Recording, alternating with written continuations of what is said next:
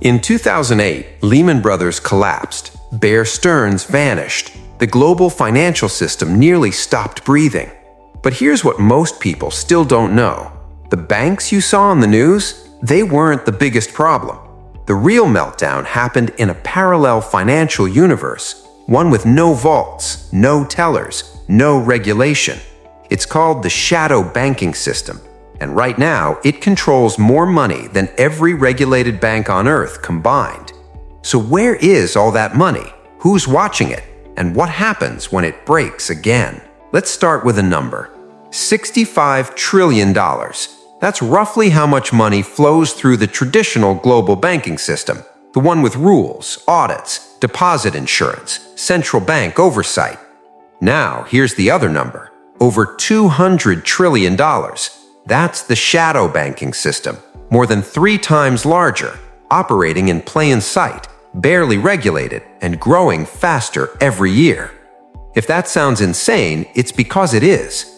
These aren't backroom loan sharks or offshore tax havens. This is a massive ecosystem of hedge funds, money market funds, investment banks, private equity firms, and asset managers moving unimaginable sums of money outside the traditional banking framework.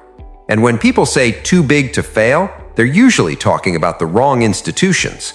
So what exactly is shadow banking? Think of it this way.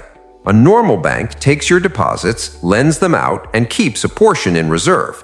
If something goes wrong, there's insurance, there's the Federal Reserve. There are rules written in the aftermath of the Great Depression specifically to prevent collapse. Shadow banks do all the same things, lending, borrowing, creating credit, but they do it outside that system. They don't take deposits, so they're not classified as banks, which means they don't have to follow banking regulations. No capital requirements, no reserve ratios, no federal insurance backstop.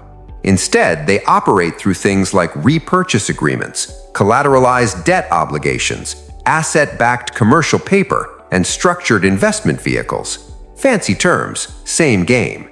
They borrow short-term, lend long-term, and hope nothing breaks in between. Here's the kicker. They're also deeply interconnected with regular banks. A hedge fund borrows from an investment bank, which borrows from a money market fund, which borrows from a pension fund, which thinks it's holding safe liquid assets. It's a web, and nobody sees the whole picture. Let me show you how this actually works.